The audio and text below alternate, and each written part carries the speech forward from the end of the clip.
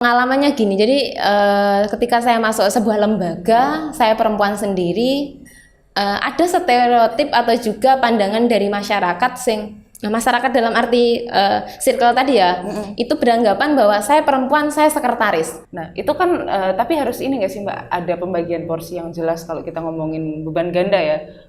Gimana menyelesaikan beban ganda kan akhirnya harus ada pemahaman kesetaraan di situ. Jadi perempuan itu apa ya? Tugasnya berat. Secara tugas fisik mungkin tidak ya, tapi secara stigma sosial dan juga konstruksi sosial itu karena diposisikan sebagai makhluk kelas 2 itu menjadi berat. Artinya ketika kita ingin sedikit naik lah. Karena makhluk kelas 2 ini gimana sih penjelasannya? Makhluk kelas 2 kan artinya kita itu secara struktur itu kan di bawah laki-laki. Oh.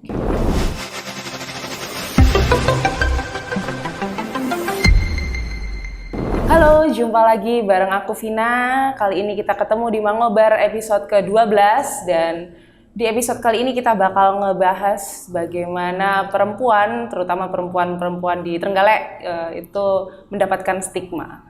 Jadi kali ini kita sudah kedatangan tamu, beliau adalah perempuan Trenggalek, Mbak Dian Meningtyas. Hai Mbak Dian. Sehat Mbak? Alhamdulillah. Oke, nah Mbak Dian ini perempuan Trenggalek yang ini ya, bisa dibilang akademisi juga, bisa dibilang beliau ini aktif ya di dunia literasi, udah sempat menerbitkan beberapa buku. Jadi kemarin udah ada 2 buku ya yang terbitannya Mbak Dian sendiri. Iya, untuk buku personalnya ada 2. Yang itu ya, salah satunya ada Perempuan yang Menikahi Burung Hantu. Ya, itu buku yang menurut saya dekonstruktif dan juga provokatif sebenarnya. Wah, itu menarik ya buat dibahas lebih lanjut. Tapi kali ini kita nggak akan ngebahas buku itu sih, cuma ya membahas bagaimana sih sebenarnya perempuan-perempuan itu lekat dengan stigma yang ada di masyarakat dan ini ya ada di konstruksinya masyarakat ya, di sosial. sekitar kita. Benar, di konstruksi sosial di sekitar kita. Nah, ini nih, Mbak Dian itu pernah nggak sih kalau ini ya hari-hari gitu kesibukannya ada yang pernah kena stigma gitu nggak untuk kesibukan hari-hari? Oke, kalau untuk keseharian saya nggak bisa melepaskan dari ini ya keseharian masyarakat. Artinya ketika kita masuk dalam lingkaran masyarakat umum, kita kan tidak bisa terpisahkan. Jadi kita tidak bisa memberi pagar bagaimana perspektif orang terhadap kita. Jadi ketika kita menjadi orang yang menurut orang itu cukup berbeda, artinya selalu ada ini ya stereotip-stereotip yang kemudian melekat pada perempuan. Pandangan-pandangan masyarakat ke kita gitu ya. Apalagi dalam masyarakat umum kan kita tidak bisa melepaskan dari yang namanya konstruk sosial. Gimana tuh Mbak? Pernah yang dapat ya stigma gara-gara konstruk sosial yang terbentuk? Ini ya, karena saya lumayan aktif berkegiatan, mungkin perspektif orang itu dianggap bahwa perempuan yang aktif itu kan arogan dan juga terlalu muluk-muluk mungkin perspektif orang itu. Masyarakat di sekitarnya Mbak Dian yang iya itu secara umum. Kalau secara khusus dalam arti lingkungan sekitar, keluarga dan lain sebagainya, saya rasa sampai titik ini sudah menerima itu. Tapi proses ada nggak sih ini satu contoh aja yang Mbak Dian ngerasa kayak wah ingat banget nih sama kejadian ini, aku dilabelin kayak gini nih. Gitu. Kalau ini ya mungkin ini juga catatan buat teman-teman di luar sana. Saya kan sama masyarakat dilabeli sebagai aktivis yang mana itu kan banyak berkecimpung di dunia sosial, kemudian juga aktif di dunia tulis menulis dan juga bisa disebut perempuan pekerja kan. Stereotip yang kemudian dilabelkan dan juga melekat di saya karena saya sebagai perempuan lajang, artinya keaktifan saya di dunia kerja dan juga dunia aktivis itu menghambat keinginan saya untuk menikah. Jadi stereotipnya saya dianggap sebagai perempuan yang belum menikah.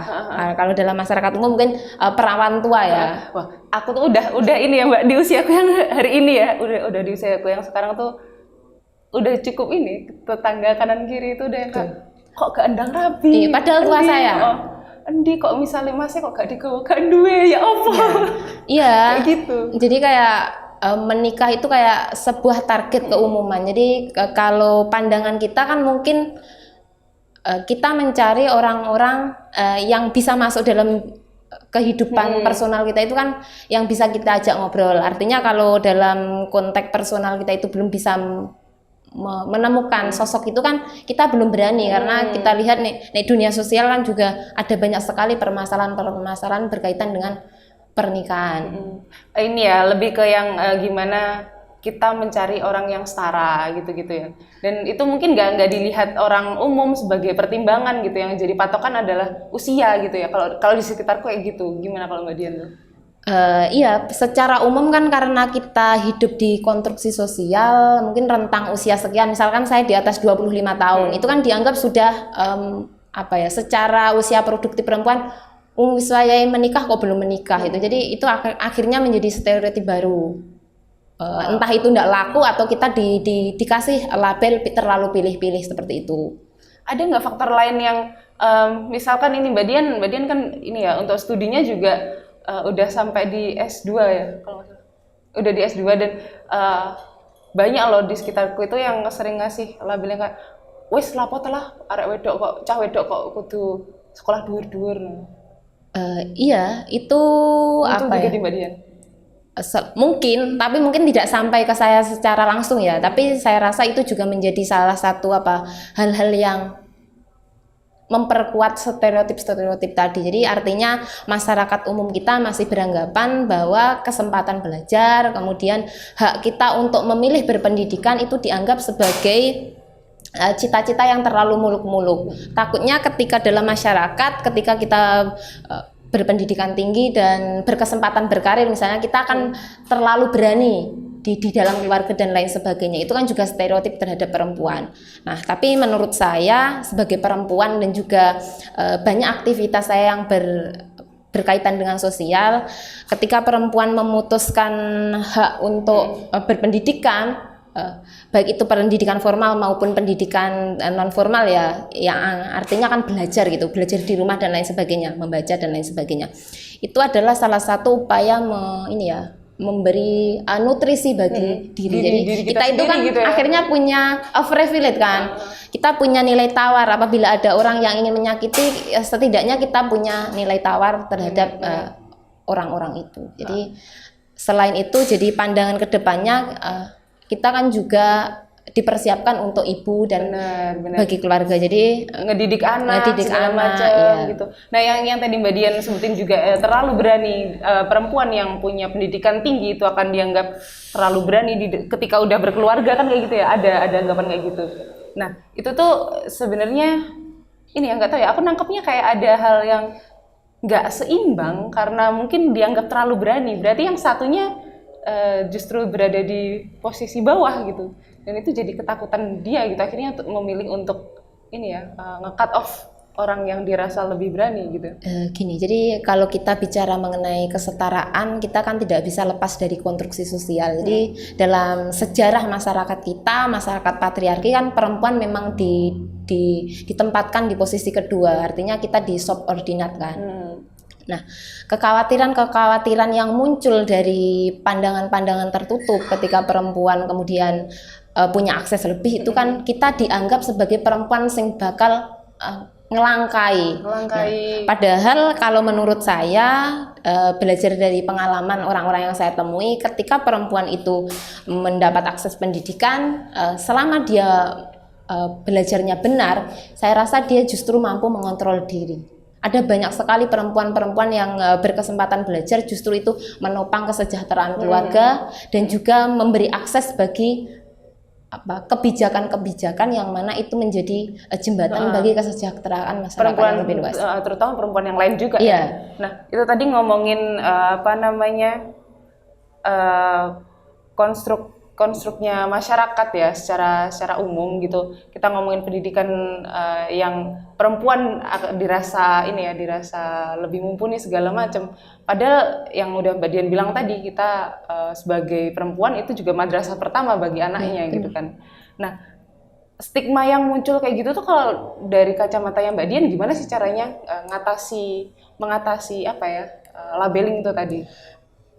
cara menjawab labelingan. Kalau menurut saya justru ini kita mampu memberi tanggung jawab. Artinya ketika kita dilabeli sebagai perempuan yang terlalu berani dan lain sebagainya, kita bisa membuktikan bahwa keberanian kita itu tidak dipakai untuk unsur-unsur yang sifatnya negatif, tapi upaya kita untuk memberi jembatan bagi kebaikan demi kebaikan. Jadi misalkan kita kan ketika menjadi perempuan karir atau kita mempunyai akses yang lebih luas dalam hal pendidikan dan lain sebagainya, kita dalam masyarakat kan mungkin dapat privilege yang lebih tinggi. Nah, dari privilege ini saya rasa kita jadi memiliki ruang yang lebih luas dalam melakukan perubahan demi perubahan.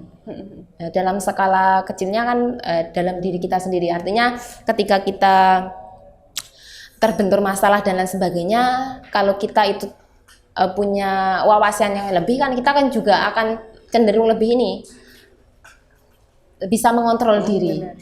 Buat ini ya, mengontrol diri dan juga memberi batasan kepada orang lain gitu ya, ngasih pengetahuan juga ke orang lain bahwa oh hal yang labeling sejenis itu tuh sebenarnya berpengaruh besar loh ke perempuan-perempuan yang dikasih label gitu. Nah, selain ini ya, itu tadi kan kita ngomongin perkara pendidikan ya, pendidikan tinggi.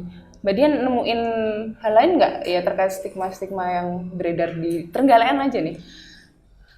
Kalau sejauh ini mungkin ini ya, perempuan itu karena kita tadi membincang mengenai hak perempuan dan juga akses yang lebih, maka stereotip yang kemudian muncul ketika perempuan memutuskan berkarir, berpendidikan dan lain sebagainya adalah standar ganda. Jadi standar ganda ini kan juga membawa dampak bagi beban ganda. Misalkan, bentar, standar ganda ini apa dulu nih? Mungkin ada yang belum tahu nih di luar sana tuh.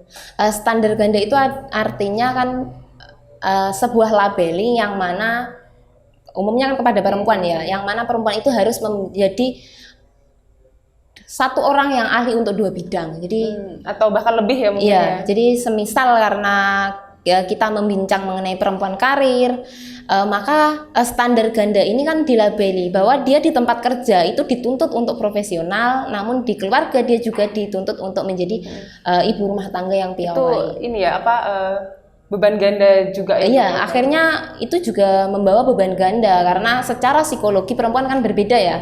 Perempuan kan secara fisik, kemudian secara psikologi kalau kita lihat itu kan sedikit berbeda dengan laki-laki. Mungkin ketika kita membincang mengenai siklus bulanan, perempuan kan cenderung akan lebih meluap. Nah, itu kan kita bisa membuktikan bahwasanya laki-laki dan perempuan itu secara psikologi berbeda. Gitu. Jadi ketika standar ganda itu hadir, kemudian membawa beban ganda, perempuan juga ini berkutat pada gimana ya kalau saya di tempat kerja itu tidak menjadi profesional, padahal saya secara profesi kan digaji. Kemudian di rumah saya juga harus menjadi madrasah pertama bagi anak-anak. Gitu. Nah, kita ini sih aku tertarik ngomongin yang bagian ini ya, standar ganda itu. Aku dulu ada pengalaman pribadi sih ya, sempat ada di satu organisasi yang di situ kita akhirnya punya kompetisi untuk menempati posisi tertentu gitu. Karena mungkin aku kandidat perempuan satu-satunya dan ya udah gitu. Ya kenapa harus perempuan yang jadi gitu? Itu kan standar ganda gitu. Itu stereotipnya berarti ada pandangan di organisasi Mbak Vina. Kalau bisa jangan perempuan jadi ketua. Nah, kalau saya ada pengalaman lain, Mbak. Gimana tuh?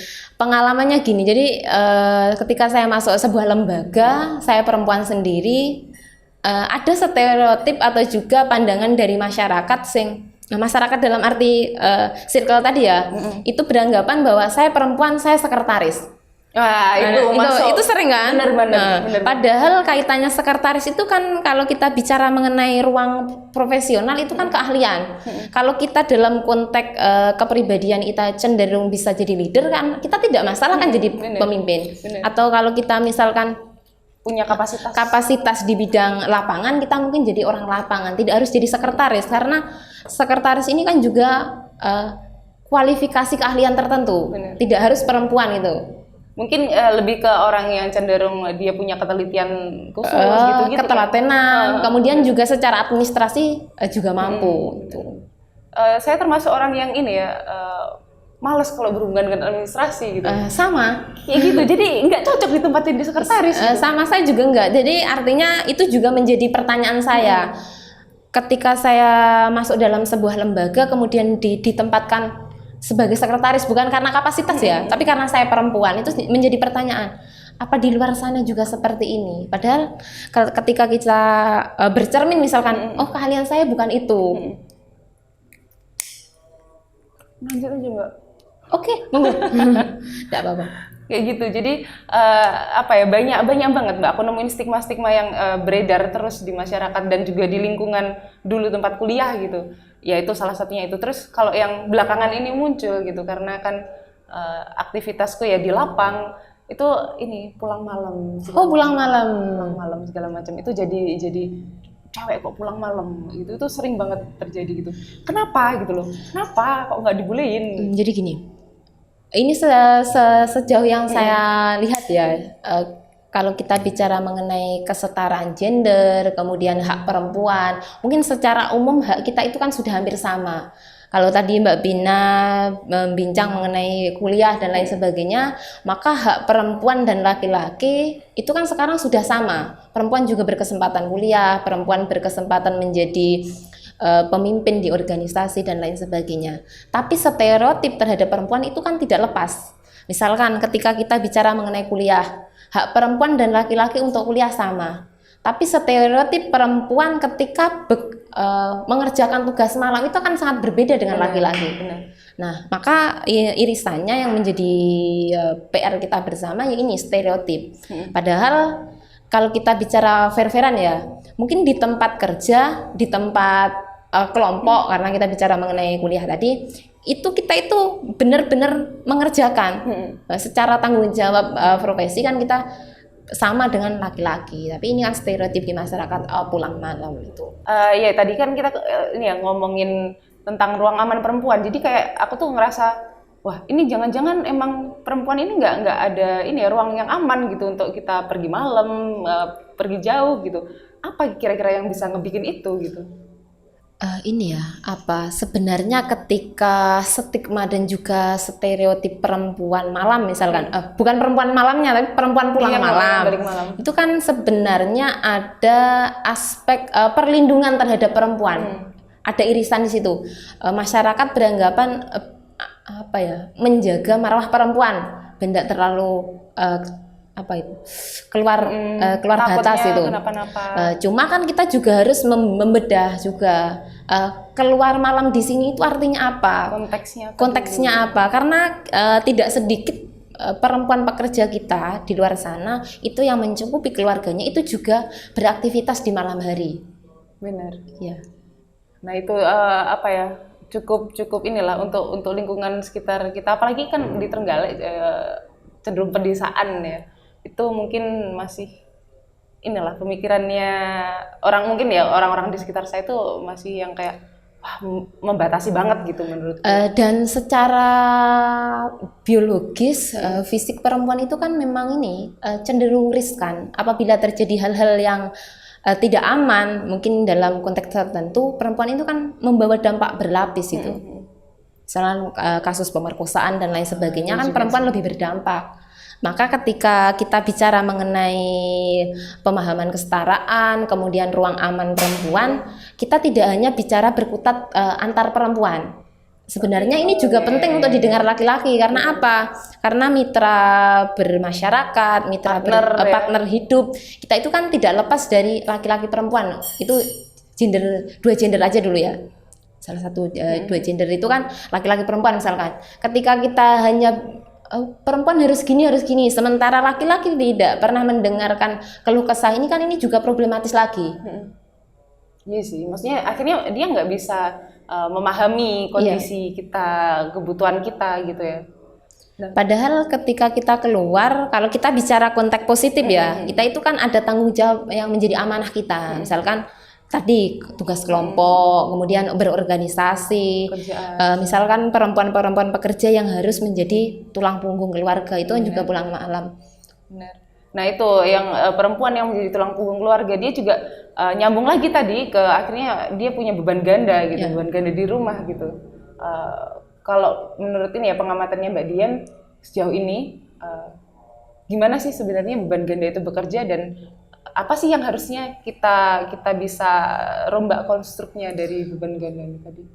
Kalau menurut saya ini berangkatnya dari konstruksi sosial yang menempatkan perempuan dalam konteks patriarkal ya, itu kan perempuan kerjanya di ranah domestik, berkutat Sejauh dengan ini. sejauh budaya patriarki itu kan pekerja domestik, sementara laki-laki kan pekerja publik. Ketika kita bicara mengenai perempuan sebagai pekerja domestik, yang mana mungkin kalau dalam konteks masyarakat kita itu kan konco wingking, dapur, sumur, kasur kan itu, kan itu kan, itu pada konteks masyarakat patriarkal. Kemudian laki-laki dalam, iya itu tiga itu, ya. Oke, konco wingking lah, bukan pendamping tapi konco wingking saja. Sementara laki-laki kan diidentikan dengan pekerja publik di ranah sosial, kemudian mencari nafkah dan lain sebagainya. Di publik dia di selalu publik. di depan. Gitu. Maka pergeseran ini kan secara global kan ketika perempuan punya akses berpendidikan, akses bekerja, maka ranah-ranah domestik ini kan coba untuk bukan ditinggalkan ya, tapi bergeser. Karena saya mendapat akses pendidikan, kemudian saya secara kapasitas itu bisa bekerja, saya ingin bekerja. Maka jika diruntut dari aspek domestik ini kan tetap melekat. Apa ketika perempuan bekerja kemudian ranah domestiknya ditinggal, itu kan kemudian menjadi ini stereotip bagi perempuan pekerja. Bener. Jadi kayak kamu nggak ngurusin rumah segala macam. Bahkan ketika kita ngomong konteks keluarga ya, ada anak jatuh gitu, yang pertama kali dikasih stigma nggak bisa ngopeni anak itu kan ibu. Bener. Iya. Ibu gak bisa ngopeni anak tetapnya baik. Padahal kan membesarkan anak dan merawat anak, baik itu pendidikan anak itu kan tugas kedua orang tua seperti itu. Bapaknya jarang dilibatin ya kadang. Karena dalam konteks sosial patriarkal tadi, laki-laki diidentikan sebagai pencari nafkah tadi. Padahal hari ini kita kan ada banyak sekali perempuan-perempuan yang nyatanya juga mampu ini bekerja, yang itu juga menghasilkan secara finansial dan tanpa meninggalkan tanggung jawabnya dia untuk tetap kerja di orang tua dan juga di rumah juga gitu ya. Iya benar. Kerja-kerja domestik. Nah itu kan tapi harus ini nggak sih Mbak, ada pembagian porsi yang jelas kalau kita ngomongin beban ganda ya. Gimana menyelesaikan beban ganda kan akhirnya harus ada pemahaman kesetaraan di situ. Gini, kalau dalam konteks kerja profesional mungkin untuk beberapa perusahaan sekarang kan sudah ini memberi kesempatan cuti haid dan lain sebagainya. Kemudian kalau kita bicara mengenai cuti melahirkan kan tentu kan karena itu melekat dengan biologis perempuan. Tapi di beberapa perusahaan ini juga menerapkan cuti melahirkan bagi si bapak. Nah, ada untuk beberapa perusahaan. Nah, ini kan juga harus dipandang sebagai pembaharuan yang positif. Artinya konteks perusahaan sudah memandang bahwa perempuan setelah pasca melahirkan itu juga butuh pendampingan dari bapak. Dan itu juga sebenarnya tugas seorang suami, karena itu juga anak dari kedua belah pihak seperti itu. Wah, itu menarik banget sih. Aku baru dengar ini ya Mbak, perkara yang bapak dia akhirnya punya cuti. Tapi itu tidak menyeluruh, tapi sudah ada yang menerapkan itu. Jadi artinya kan sudah ada pandangan positif berkaitan dengan relasi. Iya. Okay. Nah, ini lagi juga Mbak, bukan standar ganda. Tadi ngomongin ini ya. Stigma ya, yang masalah stigma itu. Mbak Dian, selain yang udah tadi kita jelasin tuh, ada lagi nggak stigma-stigma yang muncul di sekitaran Mbak Dian? Ini karena saya identik dengan kerja mungkin lebih ke terlalu visioner, kemudian arogan dianggapnya ya. Mungkin karena kita punya argumen. Kan kita itu kalau melihat masyarakat umum mungkin perempuan cenderung manut, gitu kan. Maka ketika kita beranggapan kita bisa bersuara kan orang melabelinya ini arogan dan lain sebagainya. Padahal itu bukan arogan kalau menurut saya. Kita berargumen karena apa? Karena kita mempunyai dasar-dasar. Kalau dari ini pengalaman Mbak Vina sendiri, pernah enggak selain tadi dikasih stereotip atau stigma pulang malam, ada lagi enggak? Ini, Mbak. Oh ya. Iya, cuma ini sih ada perbincangan yang lucu ketika ngobrol sama eyangku. Nanya, Eyang kenapa kok perempuan nggak boleh merokok? Ternyata Terus Eyang eyangku gimana? open minded. Gitu. Gitu. Siapa bilang ngerokok nggak boleh gitu? Boleh. Cuma kalau misal di rumah, kalau 2 orang yang merokok jadi boros. Oh gitu. Berarti Itu versi open-minded. eyangku ya, versi eyangku gitu. Nggak tahu kalau di luar sana gitu ya. Kalau Mbak Dian pernah nggak nemuin stigma ini ya perempuan yang merokok terus dilabelin buruk gitu? Kalau kebetulan saya kan tidak. Cuma kalau untuk mendengar stigma pernah. Tapi kan kita kembali lagi ke personalnya. Mungkin itu pilihan dan juga itu tidak berkaitan dengan apa ya? Gender. Satu gender, dua kriminalitas. Kita kan tidak sedang memasukkan perempuan perokok sebagai bentuk kriminalitas kan seperti itu. Padahal sama aja ya. Kalau misalkan perempuan merokok terus itu dilabelin anak nakal, perempuan nakal segala macam, kenapa laki-laki enggak? Nah itu harus kita pertanyakan berarti. Kenapa laki-laki enggak? Mungkin ini ya, kalau saya sendiri mungkin aspek kesehatan dan lain sebagainya. Oh iya itu masuk juga sih. Kalau itu kan lebih ini ya bisa Inilah dicerna. Oke lah, oke, aku sepakat dengan itu ya. karena secara tidak langsung kan perempuan memang secara biologis kan punya rahim itu kan itu mungkin. Benar. Kalau untuk kriminalitas dan nakal sebagainya kan sebenarnya tidak ini. Sama aja nggak sih harusnya Mbak? Ya, kalau Laki-laki sama perempuan. kalau perempuan dianggap begitu harusnya laki-laki juga sama. Nah itu sih cuma karena mungkin ya tadi kembali lagi ke standar masyarakat lagi-lagi di sekitarku itu mungkin belum yang rata dan punya pemikiran yang bisa dibilang open minded gitu ya kayak gitu, jadi masih yang belum ini ya. Tapi aku lihat sih beberapa tahun yang lalu orang-orang tua dulu perempuan juga banyak yang merokok itu kayaknya. Eyangku itu juga yang itu ngebahas kalau misalkan zaman dulu nenek juga Mbah Yud juga Yud terus segala macam tuh merokok gitu, jadi nggak ada yang salah gitu. Pas aku nanya, aku boleh ngerokok nggak gitu? Ya sebaiknya ditabung aja uangnya. Oh gitu. berarti lebih kepada ini ya aspek ekonomi. Daripada dibuang-buang buat rokok gitu. Kayak gitu sih. Itu ngomongin perempuan emang ini ya nggak pernah mudah jadi perempuan. Gimana tuh menurutnya Mbak Dian? Iya, memang nggak pernah mudah jadi perempuan. Jadi perempuan itu apa ya? Tugasnya berat. Secara tugas fisik mungkin tidak ya, tapi secara stigma sosial dan juga kontribusi sosial itu karena diposisikan sebagai makhluk kelas 2 itu menjadi berat. Artinya ketika kita ingin sedikit naik lah. Karena makhluk kelas 2 ini gimana sih penjelasannya? Makhluk kelas 2 kan artinya kita itu secara struktur itu kan di bawah laki-laki. Gitu. Jadi ketika kita misalkan secara kapasitas saja ya, kita bisa di ranah pekerjaan mungkin bisa jadi pimpinan di atas laki-laki, kan itu juga menjadi ini pertanyaan ulang. Tadi kalau Mbak Vina sudah menjelaskan berkaitan kalau ada yang laki-laki kenapa harus perempuan itu kan identik bahwa perempuan itu kan cenderung pakai perasaan. Kalau saya ini setuju sebenarnya, perempuan itu memang cenderung pakai perasaan.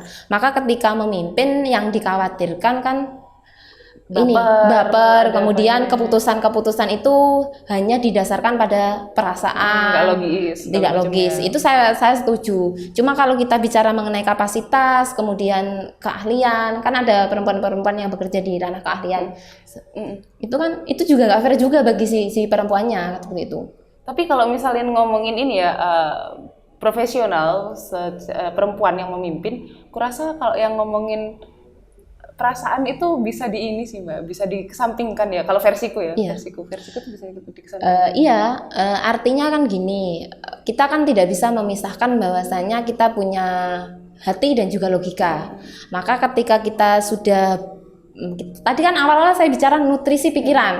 Maka kalau kita di keseharian itu biasa memberi nutrisi bagi pikiran, ketika kita melakukan keputusan kita tidak hanya bersandar pada perasaan, tapi juga pakai pikiran. Maka saya rasa ketika perempuan-perempuan yang notabene sudah mendapatkan pendidikan, kemudian secara benar ya.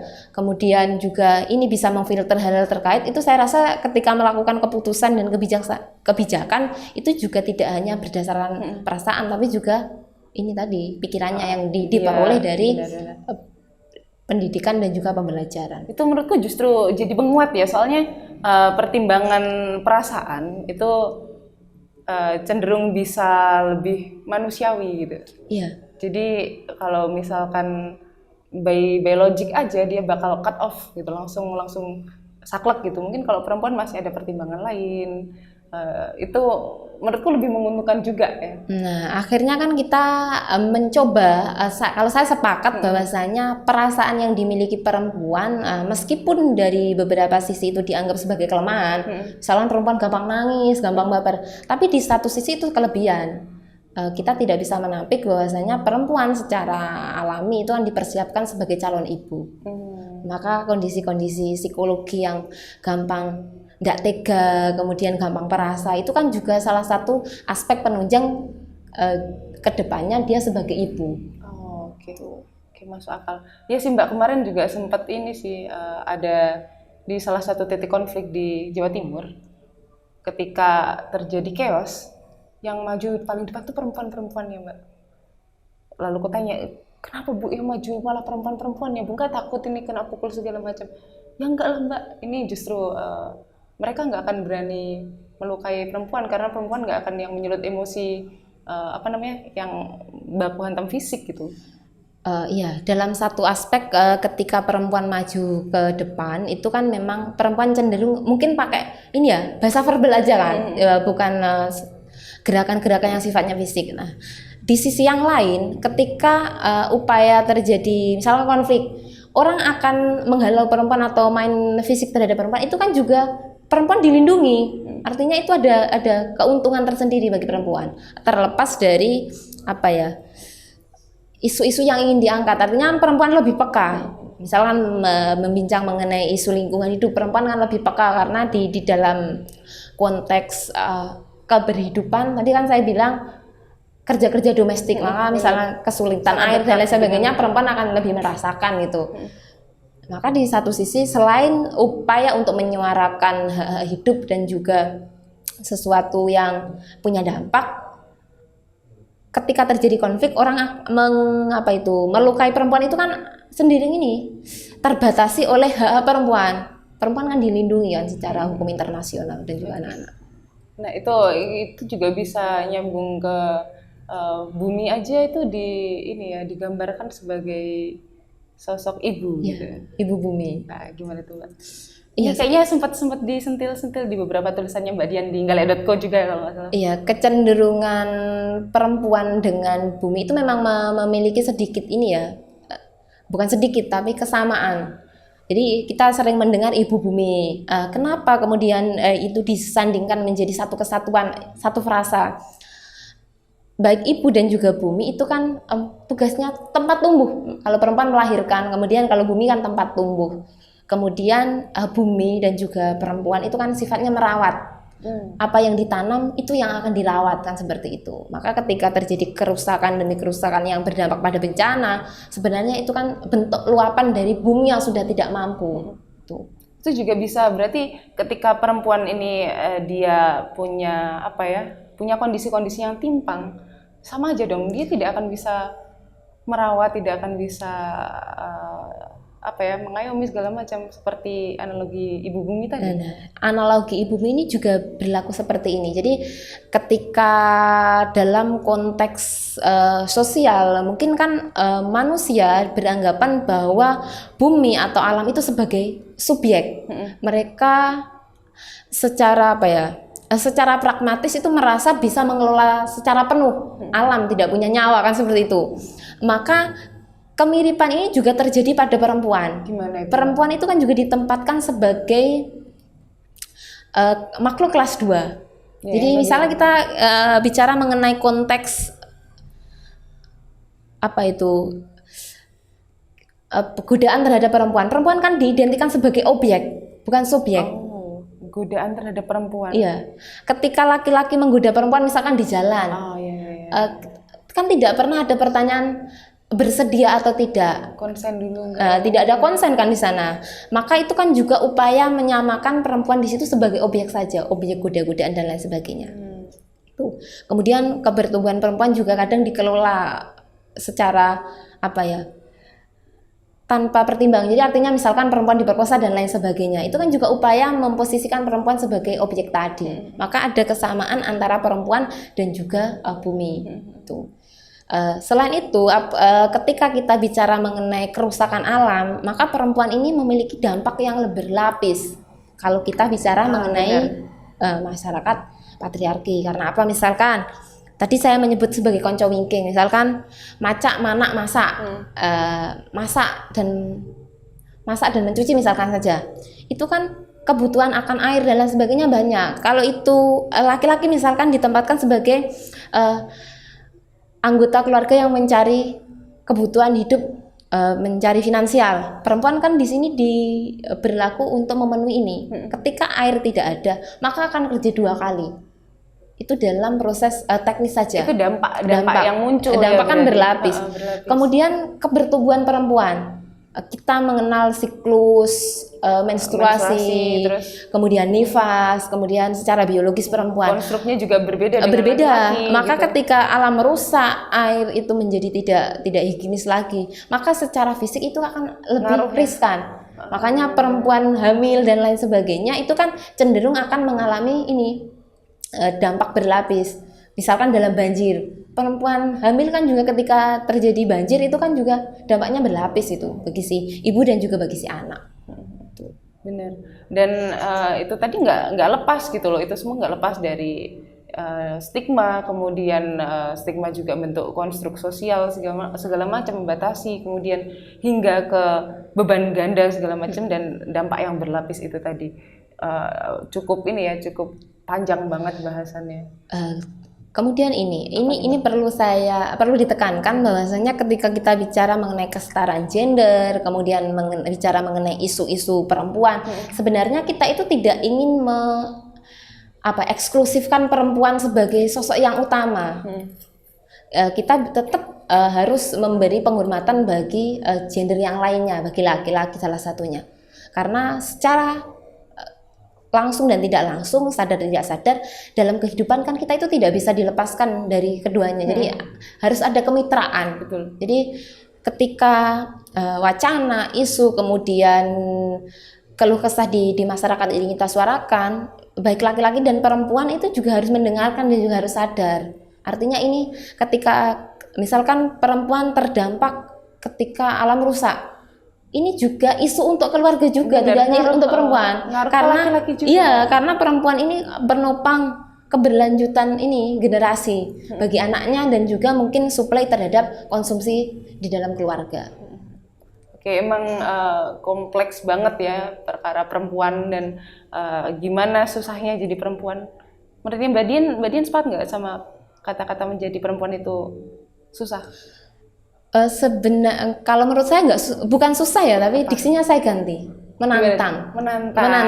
Jadi artinya agak lain ini ya, bukan tidak mungkin, tapi kita sedikit ada kendala-kendala atau juga dipertanyakan kemampuannya. Jadi kalau menurut saya bukan kita rubah aja diksinya, bukan susah tapi menantang. Jadi kalau kita punya kapasitas, kita punya keberanian dan kita punya wawasan dan juga motif kebenaran, maka saya rasa kita tetap mampu.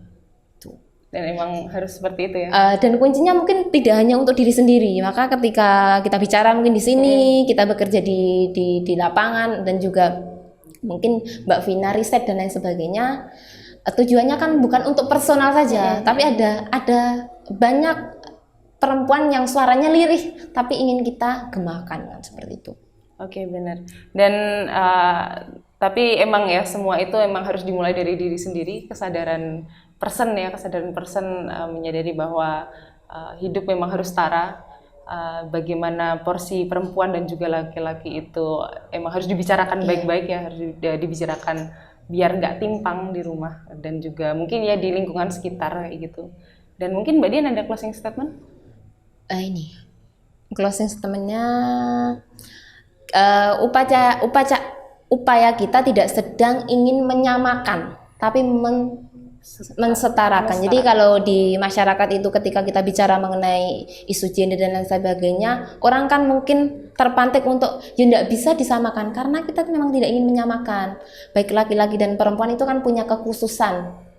Dan itu secara apa ya? Secara kodrat kan punya hak dan juga punya kewajiban tertentu. Maka tugas kita tidak ingin menyamakan baik laki-laki dan perempuan, tapi mensetarakan. Jadi ketika ada ketimpangan, ini juga perlu untuk disetarakan dan disuarakan seperti itu. Oke, nah itu tadi pembahasan kita yang membahas mengenai perempuan dan juga dunianya yang mungkin juga perlu untuk dipelajari ya baik laki-laki dan juga perempuan biar sama-sama punya pengetahuan tentang kesetaraan. Kesetaraan itu membawa ini ya kedamaian ya, kedamaian.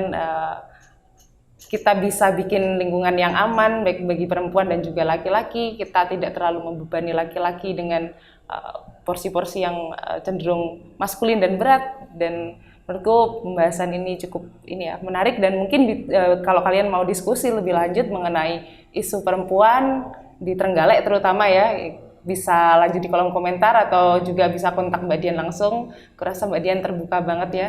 Apalagi ada bukunya juga udah terbit tuh bisa diajak diskusi. Mungkin itu aja dari kita di podcast kali ini. See you.